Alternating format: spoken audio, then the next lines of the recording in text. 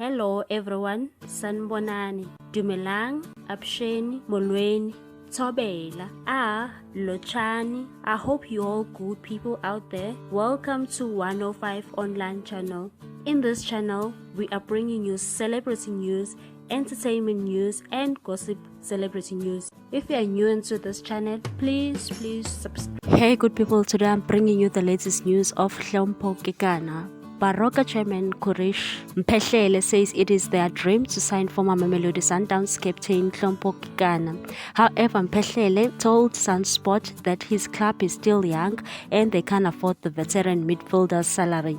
Mphehlele said, honestly, we would love to have him in our team, but we need to be realistic. We can't afford him. Kekana is a good player and everyone knows it. He has achieved a lot in football and any team would love to have an experienced player like him.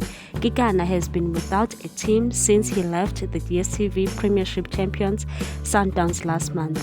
There have been reports that the star is negotiating with a top-flight team based in Limpopo province. Mphehlele has made it clear that Baroka is not talking to Kekana. He said, for us it's just a dream to have him in our team. But if he would love to join us, we will welcome him.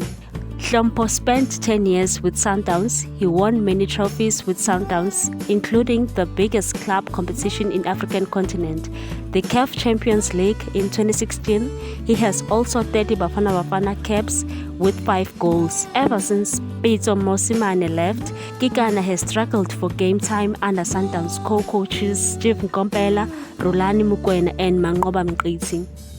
Kekana has been playing professional football for over 15 years. He has also played for Black Leopards and SuperSports United.